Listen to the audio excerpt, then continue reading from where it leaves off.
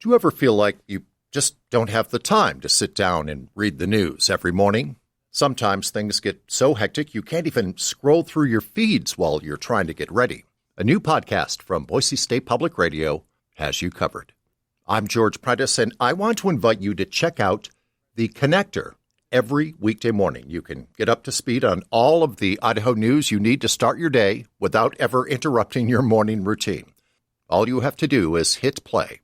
That's The Connector from Boise State Public Radio. Find it wherever you get your podcasts. More Idaho Matters now from the studios of Boise State Public Radio News. I'm Gemma Gaudette. After losing several students to suicide last year, the Boise School District increased its suicide prevention efforts. In fact, introducing 2 new programs to help support the mental health of its students. So now, the school district is continuing that work as they assess what issues students may be facing in their annual well-being survey. Joining us now to talk more about the survey results is Jason Shanks, the supervisor of counseling services for the Boise School District. Jason, nice to have you on the show. Thanks for having me, Gemma. So Jason, can we talk a little bit about the 2 programs that you added last year? You added these to your curriculum. One is called SOS and the Hope Squad. Can you tell us a little bit about each of these initiatives? Yeah, absolutely. So SOS, or Signs of Suicide, we decided to implement for a few different reasons. And I'll kind of go over those now. Our first one was we really wanted every 7th through 12th grader to have a common understanding of what signs of suicide looked like within them, what it looked like within their friends, and have a common language that was based upon their acronym ACT. So acknowledge, care, tell. We felt if every student had this programming, we would have a better understanding why or why not they were reporting students that may be struggling with thoughts of suicide, and then be able to respond accordingly. One other thing I really liked about this is we kind of changed the way we did things with this curriculum. Typically, we think about our mental health professionals in our schools that are going to deliver that curriculum, but we took a different approach this time. And we really asked our teachers to implement this curriculum for a couple reasons. One, we wanted to raise our mental health literacy, is what it's being coined, with all of our school staff. We want our teachers to be aware of what it looks like if a student's struggling with thoughts of suicide and how to respond and how to teach that. 2, we also wanted our students to see that our teachers were teaching that, because we know that our teachers are the most powerful people that have that direct access to the students. So we're very thoughtful and intentional about how we rolled that out, with a 90 to 95% participation rate with our teachers doing that. The second one that we had was Hope Squad, and this is a peer-based suicide prevention program. And really, as we thought about coming out of our last year when we did have all of our student deaths, we saw that tier 1, where what the teachers were teaching, was very important, but we also saw that we needed to have our students thinking about this. How do we get our student voice involved? How do we get our student ideas of how to reach other students? So that's what's unique about Hope Squad. We have never actually had a set time where we had a class in our 7th through 12th grades that's directly allocated to mental health and to suicide prevention. And that's exactly what this is. We're running it as a class. It can be ran as a club as well. But these students have 2 jobs as well. One, they're being taught in identifying the signs in their peers and themselves. 2, being tasked with what happens if you see that, like how do I connect them to one of our school mental health professionals. But then 3, in their other time that they're in their class, creating campaigns and initiatives around mental health, awareness around mental health, and then that broader scope of just that connection and culture that you can create in a building that actually does have a direct impact on depression, suicide intervention, social isolation, all of those things. Mm-hmm. So the school district recently presented the findings of this year's annual well-being survey. What kind of insight did the survey provide into how students are feeling this year?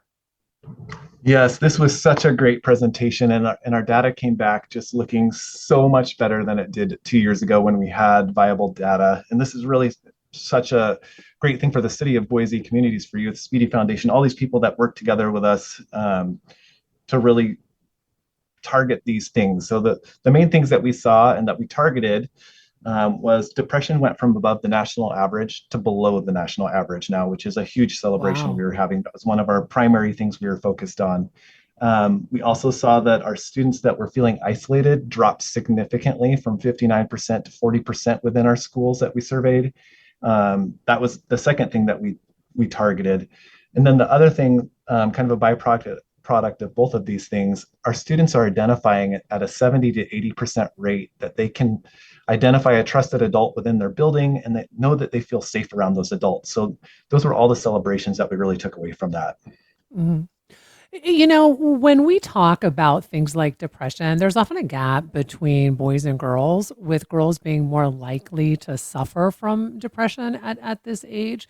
Did you find a similar gap in your survey? Yeah, we absolutely did. In our 2022 data, it was very prevalent there, and it's still prevalent in our data now in 2024. Girls consistently from 7th to 12th grade scored significantly higher than our boys did. Mm. Absolutely. With that said, though, my understanding is that the survey showed, though, that even with that, depression has decreased from what it was before. Yes. So, for example, our 10th, 11th, and 12th grade girls, when we surveyed in 2022, almost 50% of them were saying that at some point they had moderate to severe depression. Um, Compared to our 2024 data, we're closer to 25, 30, 32%. So there's still some work to be done, absolutely, but there's been a significant Mhm. drop in the overall depression amongst the boys and girls. And I know the survey also took a look at the correlation between social media use and depression. What did the results show in that regard? Yeah, great question. So one of the things I was most shocked by to begin with when we looked at the social media piece of this is how many students were actually reporting that they didn't even look at social media. Hmm. So about 1,000 of our 5,000-ish students that were surveyed said they'd spend no time on social media. This actually shocked me, being around junior high and high schoolers. But what we did find is the correlation of those that spent less to no time on social media had a correlation of less depressive symptoms compared to those that spent more than 4 hours a day on social media. They had a drastically higher 38% correlation with depressive symptoms.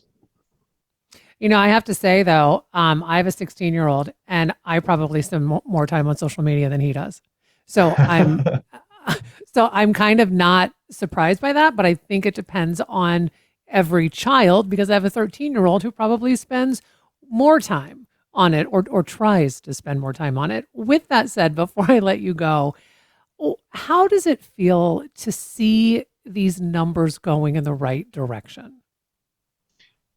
I think we could all just finally take kind of a big breath of fresh air and be like, okay, we're getting somewhere. So overwhelmingly positive. I know that when it came out, we were all really excited about the data and about the student evidence, but we also know that there's a lot of work still to be done. So we are gearing that Mhm. up now of how do we change the pattern of what we're looking at doing, and then how do we best support our students moving forward. Well, I want to thank you so much. What good work you've been doing to really make a difference for our students. So thank you for all the work that you do. We've been talking with Jason Shanks. He is the supervisor of counseling services for the Boise School District, discussing the results of the Boise School District's well-being survey. And that'll do it for this episode of Idaho Matters. Thanks so much for listening. And just a reminder, you can find all of our episodes wherever you get your podcasts. Each morning, it's a new opportunity, a chance to start fresh. Up First from NPR makes each morning an opportunity to learn and to understand. Choose to join the world every morning with Up First, a podcast that hands you everything going on across the globe and down the street, all in 15 minutes or less. Start your day informed and anew with Up First by subscribing wherever you get your podcasts.